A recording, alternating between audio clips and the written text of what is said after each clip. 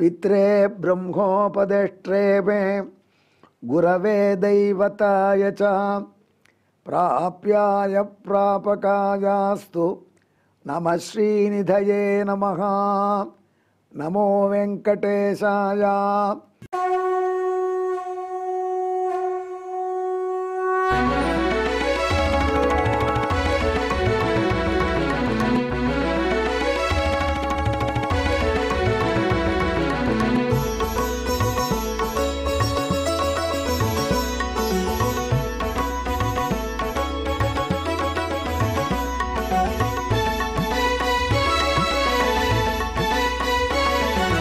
सहस्रनामं सहस्रनामं श्रीवेङ्कटेश सहस्रनामं सहस्रनामं सहस्रनामं श्रीवेङ्कटेश सहस्रनामम्।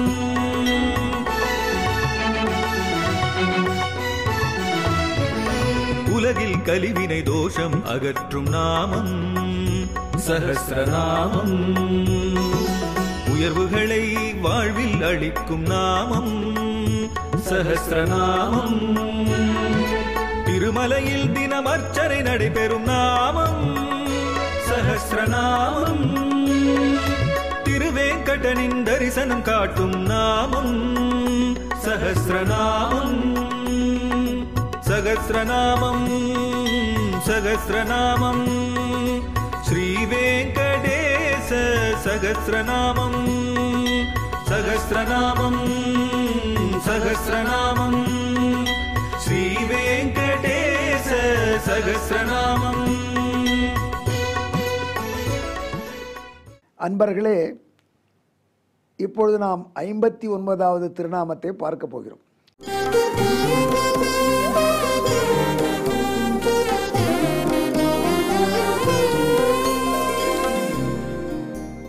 இந்த திருநாமம் சொல்லும் பொழுதே எனக்கு ஒரு நிகழ்ச்சி ஞாபகம் வருது. நான் பள்ளிக்கூடத்தில் படிச்சிருக்கச்சு 7th ஸ்டாண்டர்ட். அப்போது ஒரு ட்ராமா போடுறதா தீர்மானித்தாங்க சமஸ்கிருதத்தில். எங்கள் சமஸ்கிருத வாத்தியார் அதுக்கு ரிஹர்சல் பண்ணுறதுக்கு யார் யாருக்கு என்னென்ன ரோல் அப்படின்னு போட்டால் ட்ராமா தீம் வந்து பிரகலாத சரித்திரம். அதில் என்ன பண்ணினார், பிரகலாதனாக ரொம்ப ஸ்மார்ட்டான பையன், நன்னா நொற்றுவான், ஒரு பக்கத்தை ஒருவன் நொற்று பண்ணுவான். அப்படிப்பட்டவன்கிட்ட பிரகலாதன் ஆக நடிக்க சொல்லி கொடுத்தார். அதே மாதிரி வில்லன் அப்படின்னு ஒருத்தர் வச்சுருந்தார். அந்த 7th ஸ்டாண்டர்ட்லேயும் ஏற்கனவே 2-3 வருஷம் படித்தவன், கொஞ்சம் ரொம்ப நெட்டையாக இருப்பான். அவனை இரணிகேஷ்பாவை வச்சுருந்தார். அதற்கப்புறம் என்ன ப்ராம்ப்டரை வச்சுருந்தார், யார் யார் டைலாக் மறக்கிறாங்களோ எல்லாம் திரைமறை வந்து சொல்லணும், அது என் வேலை. அப்புறம் நரசிம்மராக ஒரு கேரக்டர், அந்த நரசிம்மர் கேரக்டராக ஒரு பையனை போட்டிருந்தார். அப்புறம் ரிஹர்சல் நாளிலேருந்து ஒரு 20 நாளைக்குன்னு சொல்லிட்டார். சான்ஸ்கிரிட் ட்ராமா வச்சு அவன் நோட்டு பண்ணணும், ஒழுங்காக சொல்லணும். அவர் சம்ஸ்கிருத வாத்தியார் ரொம்ப அக்கறையோடு ரிஹர்சலுக்கு எல்லாரையும் கூப்பிட்டு கொஞ்சம் ஹெட் மாஸ்டர் சொல்லி ஃபண்ட்ஸ் வாங்கி இந்த பசங்களுக்கு ரிஹர்சல் வர சொன்னால் டிஃபன் ஏற்பாடு பண்ணியிருந்தார். அதில் நான் வெளில சாப்பிட முடியாதுங்கிறதுனால உனக்கு கிடையாதுன்னு விட்டார். சரி சார், சந்தோஷம். அவர் பணம் மிச்சம் பண்ணார் இதில் சாங்ஷனில். அவரை இப்படி பார்த்துட்டே வந்தார். ரிஹர்சல் நடக்கிறச்சு இந்த நரசிம்மனா நடிக்கிற பையனை அவனோட உட்காண்டிருந்தான். அவனுக்கு டயலாகே கிடையாது. ஏன்னா ட்ராமா அவருடைய திட்டப்படி எங்கே முழன் எங்கே இந்த தூள் இருக்கானா அப்படின்னு இரணிகேஷ் கேட்கணும் பிரகலாதனை. எங்கே முழன் கண்ணன்னு அவன் சொன்னோடனே டப்பால் இந்த தூணை உதைக்கணும். உடனே திரை போட்டுருவாங்க. அடுத்த மட்டும் தூண் திறக்கும், பிளக்கும். அடுத்த சீன் வரைச்சு அதில் இந்த நரசிம்மனா நடிக்கிற பையன் நரசிம்மர் மும்முட்டியோட உட்காந்துப்பான். ஆஹா அப்படின்னு அவன் கர்ஜிக்கணும், அவ்வளோதான். அதை கூட இதில் போட்டுருவாங்க, ஒலிபெருக்கியில் அந்த ரெக்கார்ட் பண்ணி. அவன் கையில் இரண்டையும் படுத்திருப்பான் மடியில், கையில் ரெட்டையும் கொட்டியிருப்பாங்க. அவன் மழந்தான் ரத்தம் ஓட்டுற மாதிரி காட்சி. இதான் பிளான். அவனும் உட்காண்டிருக்கான் ரிஹர்சலில். இப்போ பிரகலாதனுக்கு 2 இட்லி, ஒரு வடை, காஃபி. அதே மாதிரி இரண்யகசிபுக்கு, அதே மாதிரி கயாதுவுக்கு, அதே மாதிரி தனக்குன்னு வாங்கிட்டார். உனக்கு தான் கருணாரா கிடையாதே வேண்டான்னு விட்டார்.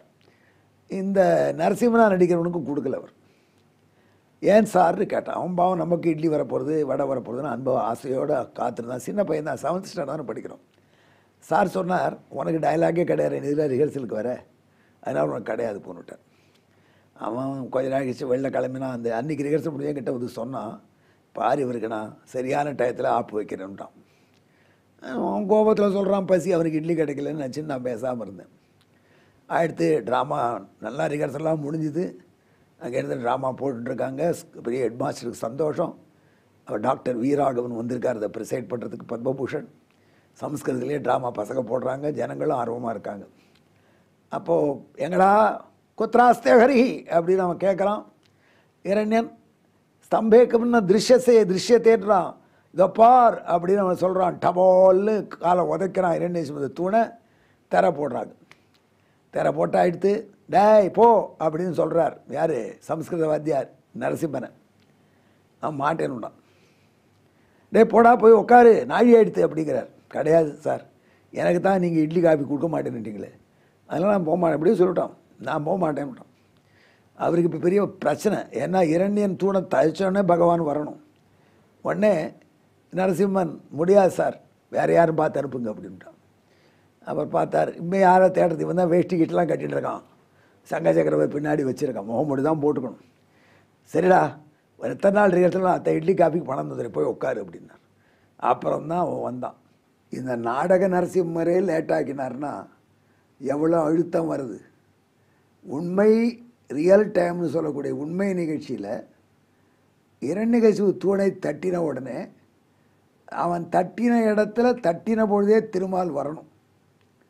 இல்லைன்னா என்ன ஆகும், எல்லா இடத்துலையும் திருமால் இருக்கான் அப்படிங்கிறதே பொய்யாயிடும்.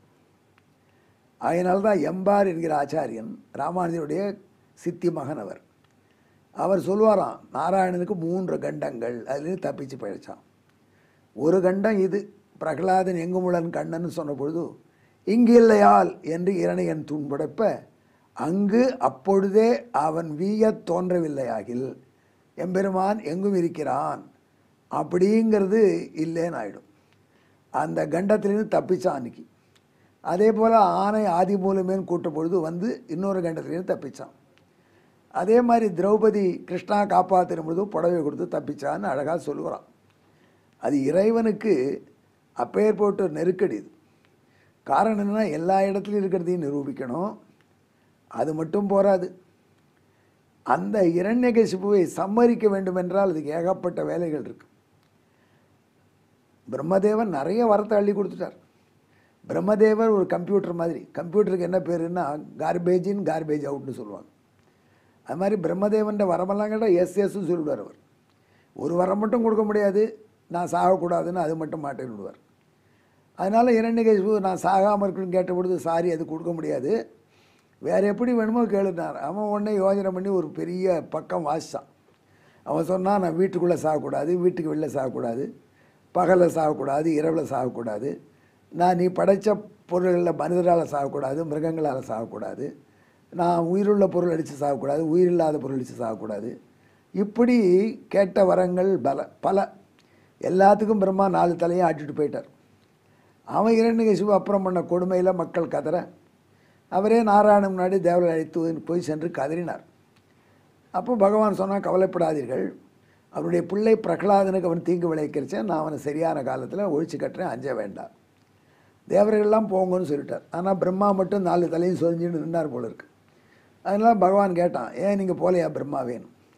சுவாமி, ஒரு விஷயம் கோபிச்சக்கூடாது, நான் இரண்யகசிபு கொடுத்த வரங்கள் பல, அந்த வரங்களுக்கு உட்பட்டு இரண்யகசிபு சம்பரிப்பது கஷ்டம், எனவே தாங்கள் அந்த வரங்களை எல்லாம் கேன்சல் பண்ணிவிட்டு, அதெல்லாம் இல்லை பிரம்மா கொடுத்த வரம் செல்லாதுன்னு ஒரு உத்தரவு போட்டு தடால்னு இரண்யகசிபுவை சம்மரிச்சிடணும், அதான் வழின்னு சொன்னார்.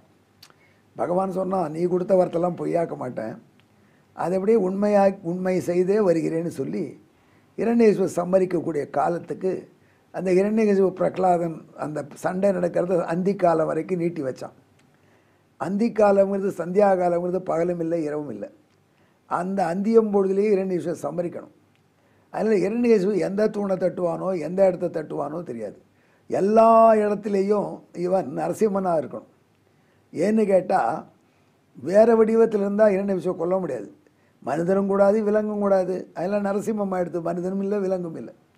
ஆக இப்படி பல யோஜனைகள் செய்து ரெடியாக நரசிம்மனாகவே பிரம்மாண்டம் முழுக்க இருந்தானோ. அப்போ இரண்யகசிபு ஒரு தூணை தட்டினோடனே அதிலிருந்து வெளிவந்தான். அந்த ஒரு தூண் நீங்களாக மீது எல்லா இடத்துலையும் பிரம்மாண்டத்தில் நரசிம்மமூர்த்தியாக இருக்கான் பகவான். அப்படி அந்த பையனை காப்பாற்றுவதற்கு எம்பெருமான் செய்தலில்லை என்று ரசிக்கிறார்கள். சுவாமி வேதாந்த தேசிகன் வரதராஜ பஞ்சாசத்திலே பிரம்மாண்ட மேததகிலம் நரசிம்ம கர்ப்பம் என்று தெளிவாக சொல்கிறார். அப்படி எம்பெருமான் எங்கும் தன் பக்தர்களை காப்ப ரெடியாக இருக்காங்கிறது திருநாமத்திலிருந்து புரியுறது.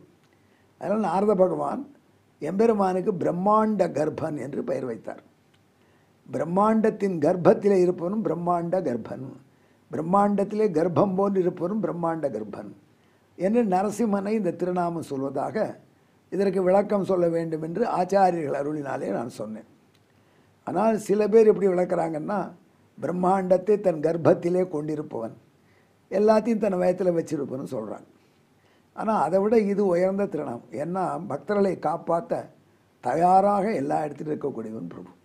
எனவே அவனுக்கு பிரம்மாண்ட கர்ப்பன் என்று நரசிம்மாவதார நிகழ்ச்சியை வைத்து நாரதர் கொடுத்த திருப்பேர். அப்படித்தான் பகவான் நம்மளை காப்பாற்ற எல்லா இடத்துலையும் இருக்கான். அன்பர்களே, இப்பொழுது இதுவரை நான் சொன்ன விளக்கம் உங்கள் நெஞ்சிலே பதிய வாய்ப்பாக இப்பொழுது இந்த திருநாமத்துக்குரிய வாய்ப்பாட்டை ஸ்லோகத்தை வாசிக்கிறேன், கேளுங்கள்.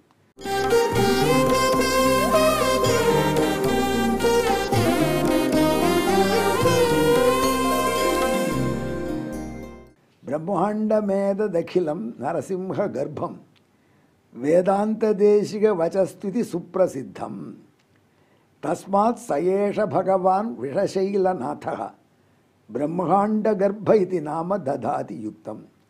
எனவே அன்பர்களே, பிரகலாதனை காப்பாற்றிய போல நம்மையும் காப்பாற்ற எம்பெருமான் வருவதற்கு, எப்பொழுது கஷ்டமோ அப்பொழுது உடனே வந்து அருள் செய்வதற்கு அந்த எம்பெருமானை நாம் இந்த திருநாமத்தை சொல்லி வழிபடுவோம். எங்கே எம்பெருமான் திருவேங்கடமடையானை தியானம் செய்து கொண்டு ஜெபிப்போமாக. பிரம்மாண்ட கர்ப்பாய நமஹா. நன்றி, வணக்கம்.